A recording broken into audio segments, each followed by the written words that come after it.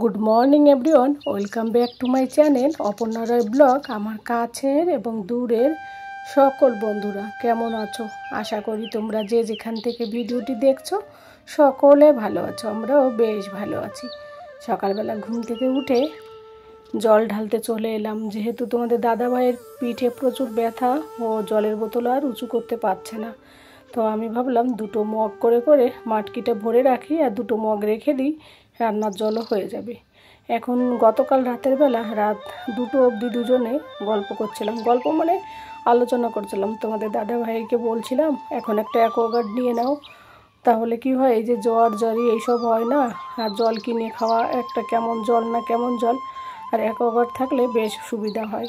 এতদিন কেনা হয়নি, বারবার ঘর চেঞ্জ করতে হয়, তো এখানে ওখানে চাকরির সূত্রে যেতে হয়, ওটা খোলা মেলা এইসব নিয়ে অনেকটা ঝামেলা হয়ে যাবে, ওই জন্য ওটা নেওয়া হয়নি। তবে এবার ভেবেছি ঝামেলা হলেও নিতে হবে, যেখানেই যাব সব কিছু তো নিতে হচ্ছে, তো একটা অ্যাকোয়াগার্ড নিতে কী ক্ষতি, ওই কারণে দুজনে ভেবেছি।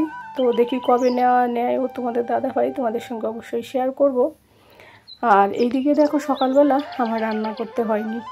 পাশে যে বাঙালি আছে আমাদের মধু, ও বাবুর জন্য লুচি পাঠিয়ে দিল। ছেলেটা ও বাড়িতে যদি লুচি বানায় ছেলেটাকে না দিয়ে কখনোই খায় না, ও যতবার বানাবে আমার বাবু শোনার জন্য পাঠিয়ে দেবে। আর ওর লুচিটা আমার ছেলেটা খুব ভালো খায়, ও এত সুন্দর পাতলা করে সুন্দর করে করে, তো আমারও বেশ ভালো লাগে। তো সকালবেলা ছেলেটার সাথে আমিও দুটো খেয়ে নিলাম, আর তোমাদের দাদাভাইও। আমাদের ব্রেকফাস্টটা সকালবেলা লুচি দিয়ে হলো। তোমাদের দাদাভাই অফিসের দিকে বেরিয়ে গেল।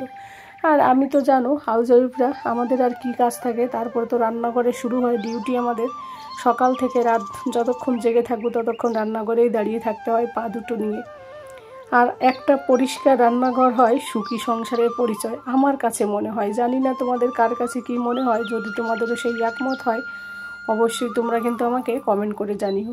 কেন কি বলো তো, রান্নাঘর যদি পরিষ্কার থাকে সংসারে এমনি সুখী হয়, কারণ রান্নাঘরে গেলেই মনটা ভালো থাকে, আর মন ভালো থাকলে মানুষের সব কিছু ভালো হয়, তাই না বলো? আর কয়দিন যা আমাদের দিনকাল যাচ্ছে, আমার আর তোমাদের দাদাভাই বাবু সোনার এইসব নিয়ে মনটা ভালো নেই। তো কদিন ধরে যাই একটা ভেবেছি পরিষ্কার করব করে করা হচ্ছে না। চেষ্টা করি সপ্তাহে অন্তত মানে একদিন করে পরিষ্কার করতে একটা। আর কি বলো তো, যেহেতু ওপেন কিচেন তো, আর রান্নাঘরে দেখবে র্যাক থাকলে ওটা একটু নোংরা হয়, তেল চিটচিটে হয় থাকে, এইসব ব্যাপার থাকে। তো থালা বাসনগুলো সমস্ত নামিয়ে তারপরে পরিষ্কার করে নিলাম।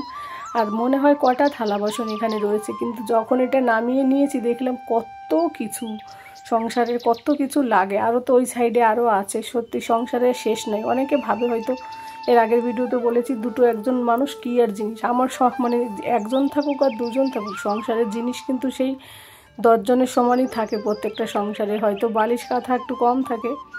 তো যাই হোক, র্যাকটাকে সুন্দর করে গুছিয়ে পরিষ্কার করে নিলাম। তারপরে কিছু কিছু থালাবাটিও সেইগুলো একটু পরিষ্কার করে নিয়েছি, সেগুলো আর অফ ক্যামেরায় করেছি। পরিষ্কার করে দেখো সমস্ত কিছু সাজিয়ে রেখেছি।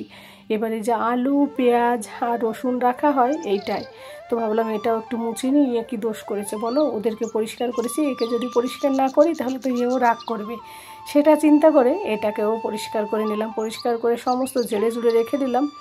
আরও কিছু ওই সাইডে ডাব্বা ছিল, সেইগুলো রাখতে আমি একেবারে ভুলে গেছি, তো সেইগুলো রেখে দিলাম। দেখো উপরে বাবুর টিফিন বক্স, আর এই যে হচ্ছে মাছ রাখা হয় সেই ডাব্বাগুলো রেখেছি। তো এইগুলোতেই পুরো একটা র্যাক চলে গেছে। আর নিচে টিফিন বক্স রেখেছি, একটা কাচের বাটি আর হটপটটা রেখেছে। তারপরে নিচে ছোট ছোট বাটি, ওই সেই কাচের ঢাকনার কড়াইটা বিরিয়ানি বানানো হয়। আর এই যে কাপটা না তেল ঢালার, এই কাপটা না সবসময় হাতের কাছে খুঁজে পাওয়া যায় না, তার জন্য ওটা সামনেই রেখেছি। আর থালাগুলো সুন্দর করে সাজিয়ে গুছিয়ে রেখেছি। যে কোনো জিনিস সাজিয়ে গুছিয়ে রাখলে কিন্তু বেশ সুন্দর লাগে। তো যেদিন রান্নাঘরটা পরিষ্কার করি সেদিন আমার তো আরও ভালো লাগে। আর নিচে ঝুড়িতে রেখেছি বড় বড় গামলা কড়াই এইগুলো। আর এইদিকে যে গামলাটা রেখেছি, হঠাৎ করে কোনো কিছু রাখার জন্য গামলাটা রেখেছি। আর দেখো ঝুড়িটাকে পরিষ্কার করে কাপড়গুলো সুন্দর করে ঝেড়ে পরিষ্কার করে রেখে দিয়েছি। এখন দেখতে কত সুন্দর লাগছে বলো? তো এখন তোমাদের কাছে কী মনে হচ্ছে রান্নাঘর সত্যি আমি যেটা বলেছি ঠিক বলেছি কিনা তোমরা কিন্তু অবশ্যই জানাবে। যে সুখী রান্নাঘর হয়, কিন্তু রান্নাঘর মানে সুখী মানে সংসার হয় যখন রান্নাঘরটা পরিষ্কার থাকে, তাই না? তো আর রান্নাঘরের এই স্ল্যাবগুলো সব কিছু সুন্দর করে পরিষ্কার করে গুছিয়ে নিয়েছি। এবার রান্না করব। তো বাবু সোনাকে জিজ্ঞাসা করলাম, বাবাই তুমি কি খাবে?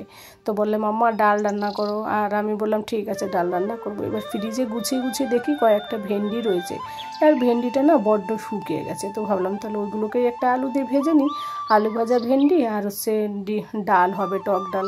আর কি জানো তো, আমি ভেবেছি অমলেট করব। যখন ভেন্ডি রইলো আর অমলেট করলাম না, তো তার জন্য ভেন্ডিটা দেখো কতগুলো ভেন্ডি হয়ে গেছে ভাজার পরে। ভেন্ডি আর হচ্ছে আলু একটা দিয়েছি, এটা দিয়ে আমার বাবু সোনা খেয়ে নেবে। আর ডালটা দিয়ে বাবু সোনাকে রাতে খাইয়ে দেবো ভেবেছি, দেখি কি করি রাতে, অথবা এখন খাই, যখন খেতে চাই ওকে তখনই দেবো। তো যাই হোক, হ্যাঁ ডালটার মধ্যে দিয়েছিলাম একটা আধা পাকা আম। তো আমটা এতটা মানে ভিতরের ওইগুলো ছিবড়াগুলো না কাটতে পারিনি, তো গোটাই ছেড়ে দিয়ে দিয়েছি। যার খেতে ভালো লাগবে সে চিপে খেয়ে নেবে, যার ভালো লাগবে না সে খাবে না। এমনিতে যেটা টক হবে সেটাতেই তোমাদের দাদা ভাইয়ের আর বাবু সোনার হয়ে যাবে। তো কথা বলতে বলতে দেখো আমার ভেন্ডি ভাজাটা কত সুন্দর হলো। আর এই লোহার কড়াইতে ভেন্ডি ভাজা করতে কিন্তু ভীষণ ভালো লাগে আমার, না ভেন্ডি ভাজা দিয়ে ভাত খেতে ভীষণ পছন্দ করি।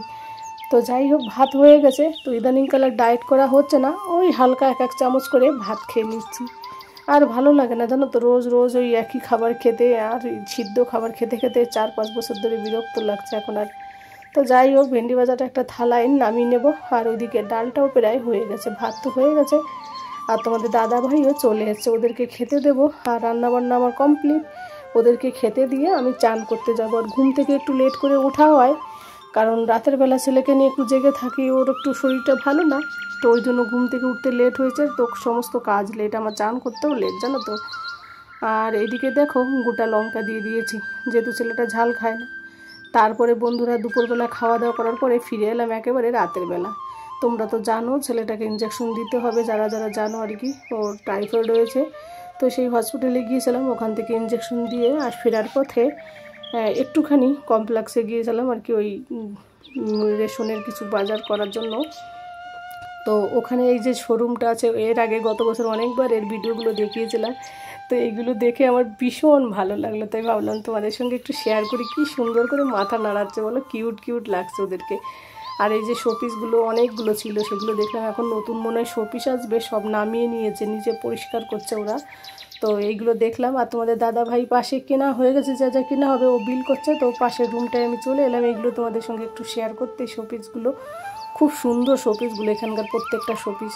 আর সব থেকে ভালো লাগলো কি জানো তো, নিচে যে গরু আর গরুর একটা ছোট্ট ছানা, কি সুন্দর লাগছে দেখো, এই দেখো খুব সুন্দর লাগছে। তো সেই একেবারে নিচে রয়েছে, তো অত নিচু করে আর ভিডিও করতে ইচ্ছে করলো না।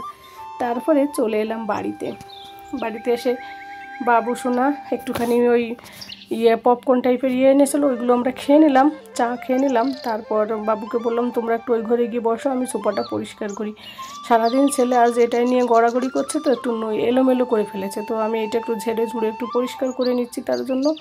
আর ঘুমানোর আগে যদি এটা পরিষ্কার থাকে তাহলে কিন্তু বেশ ভালো লাগে, সকালবেলা ঘুম থেকে উঠে পরিষ্কার পরিচ্ছন্নতা দেখলে আরও ভালো লাগে, তাই না? তার জন্য একটু গুছিয়ে ঝেড়ে ঝুড়ে নিচ্ছে। আর কি বলো তো, ওই রাতের বেলা তো উপরের থেকে অনেক বৃষ্টি হচ্ছে প্রচুর, একটু ওই মেইন যে দরজাটা না, তার উপরে একটু গুলগুলি টাইপের আছে, ওখান দিয়ে কিছু পোকা টোকা আসে বসে। তো একটু ঝেড়ে ঝুড়ের জন্য একটু পরিষ্কার করে নিলাম। আর দেখো পরিষ্কার করে নিলে এমনিতেই ভালো লাগে যে কোনো জিনিস, তোমরা তো জানোই। আর এই যে কুশনগুলো না সব ভিতরে রেখে দিয়েছি, কারণ বাচ্চারা এসে এত দুষ্টুমি করে না, ওইগুলোর ওই জন্য বাইরে রাখিনি। তো যাই হোক বন্ধুরা, কথা বলতে বলতে আমার দেখো সুপার কভারগুলো ঠিকঠাক করে ঝেড়ে ঝুড়ে একদম গুছিয়ে নিলাম। আর বাবু সোনার স্কুলের পরীক্ষা রুটিন দিয়ে দিল, মান্থলি টেস্ট পরীক্ষায় এই মাসে 29।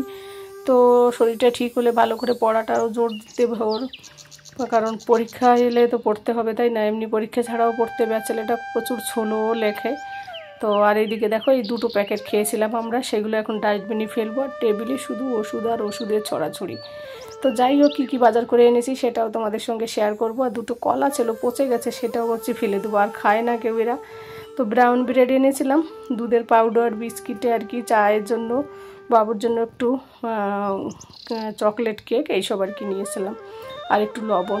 তো যাই হোক বন্ধুরা, ভিডিওটা আজ আর বেশি বড় করব না। আমার ভিডিওটা যে যেখান থেকে তোমরা দেখছো, তোমাদের সকলের সুস্থতা কামনা করি। আর এত সময় ধরে আমার এই ভিডিওটা দেখার জন্য তোমাদের অনেক অনেক ভালোবাসা। আর এইদিকে দেখো অনেকগুলো এলাচও এনেছে। তোমরা তো জানো তোমাদের দাদাভাই এলাচের যে তরকারিতে যে মানে মশলা জাতীয় যে কোনো জিনিসে এলাচ দিলে ওর খুব পছন্দ হয়, তার জন্য একটু এলাচও নিয়েছি। লাস্ট অব্দি দুধের পাউডার আনবো না করে আবার নিয়ে এসেছি, আর চায়ের পাতাও নিয়ে এসেছি গোল্ড, টাটা গোল্ডের। তো এইসব আর কি নিয়ে এলাম। এবার আর একটু ছোলাও নিয়ে এলাম, রান্নাবান্না করব, দেখি রাতে ওরা কি খায় সেটাই রান্না করব। তো বন্ধুরা যাই হোক, ভিডিওটা কেমন লাগলো কমেন্ট করে অবশ্যই জানিও তোমরা। তোমাদের একটা কমেন্ট আমাকে ভিডিও বানাতে অনেকটা সাহায্য করে, অনেকটা ভালো লাগে তোমাদের কমেন্টও পড়তে।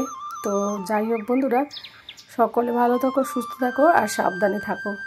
দেখা হচ্ছে তোমাদের সঙ্গে নেক্সট ভিডিওতে। তো এখন রাতের বেলা রান্নাবান্নাও করতে হবে, তো রান্নাবান্না শেয়ার করা হলো না। তো টাটা, গুড নাইট।